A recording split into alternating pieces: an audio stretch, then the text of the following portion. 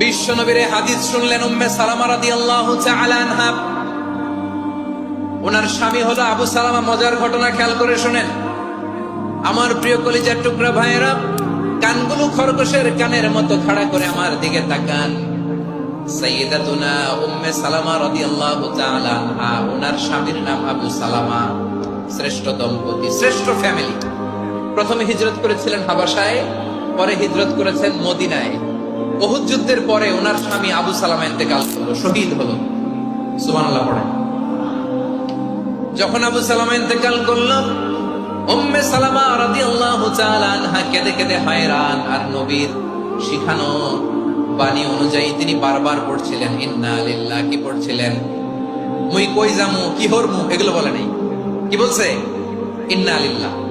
যেহেতু বিশ্বনবী বলেছেন কেউ যদি বিপদের প্রথম ধাক্কায় পড়ে ইন্না লিল্লাহি ওয়া ইন্না ইলাইহি রাজিউন, আল্লাহুম্মা আজুরনি ফি মুসিবাতি ওয়া আখলুফ লি খায়রাম মিনহা, তাহলে এই বিপদে যে সে যা হারালো তার চেয়ে শ্রেষ্ঠ কিছু দিয়ে আল্লাহ তার বদল দিয়ে দিবে। এই হাদিস শুনে উম্মে সালামা রাদিয়াল্লাহু তাআলা আনহা ওনার প্রাণ প্রিয় স্বামী আবু সালামার ইন্তেকালের পরে চোখের পানি ছাড়ে আর পড়ে ইন্না লিল্লাহি ওয়া ইন্না ইলাইহি রাজিউন, আল্লাহুম্মা আজুরনি ফি মুসিবাতি ওয়া আখলুফ লি খায়রাম মিনহা। বারবার এই দোয়া পড়ে চোখের পানি ছাড়ে, এই দোয়া পড়ে চোখের পানি ছাড়ে।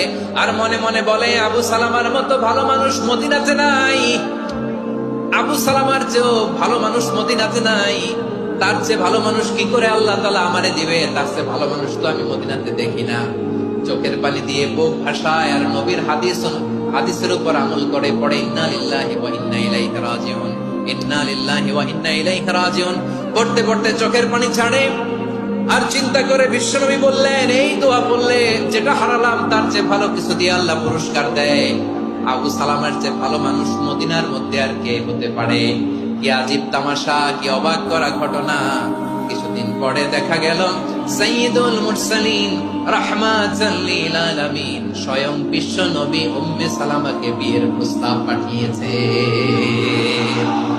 স্বয়ং বিশ্ব নবী উম্মে সালামা রাদিয়াল্লাহু তাআলা থেকে বিয়ের প্রস্তাব পাঠিয়েছেন। উনি রাজি হয়ে গেলেন, বিয়ে হয়ে গেল।